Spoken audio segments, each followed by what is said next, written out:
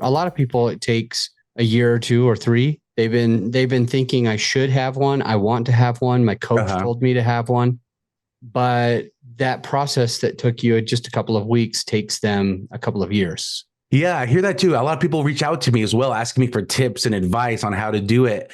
And then a year goes by and they ask me again, hey, can I ask you for a few more questions? And I'm thinking, oh, you haven't started yet? And for me, it was just, I wanted to get the information out there. So it's just, I think maybe it's just me. Once I sink my teeth into something, I really want to sink it in deep and kind of do the research and follow through with it. So I don't like to overthink a lot of times.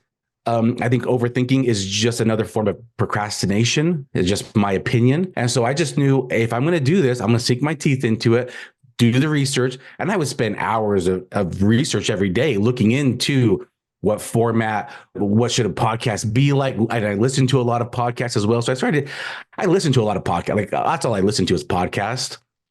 So I had an idea of what to expect and what to do a little bit. And so I think for me, it was just a decision. I'm going to do this. The sooner, the better was kind of my thought process. Was the sooner I get it out there, the better. Especially if you're going to record and publish it, it takes a while to do your first episode. You're connecting the RSS feeds to get out on all the platforms, and so I didn't realize how much work that took also.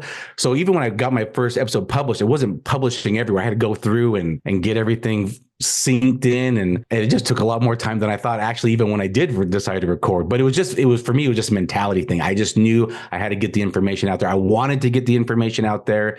So I just wanted to do it. I was actually excited about doing it. I think I heard you say that, you just knew that you needed to do this. And one of the mistakes that you said you may have made was not having it published everywhere. I'm curious if we could spend a little bit more time on that. If we have a listener who's launching their own podcast or they just started, and you've gone through some of the issues, you've done 85 episodes now. And as you were starting your podcast, you moved quickly. So can we identify a few issues that you may have run into that you might be able to support a listener who's about to start so that they avoid them? Sure.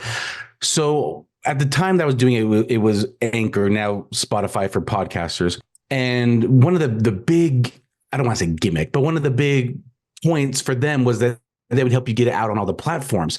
And it was very common platforms, but it was not going automatically on, for example, iHeartRadio and Amazon or Audible. It wasn't automatically going on those platforms. And so I actually had to research and look at like Google each one individually and say, how do I take my RSS feed and then input that, tie it in to iHeartRadio, Audible, or Amazon. They can kind of go back and forth. I guess they're interchangeable now. And I had to Google each one of those and then go into my RSS feed and then plug it in. So I had to set up an account. I had to set up an account with iHeartRadio. I had to set up an account with Audible, set up an account with those, then plug in my RSS feed there. That way, when I record, it was now publishing there. So it didn't do it automatically. I had to go manually and do those two.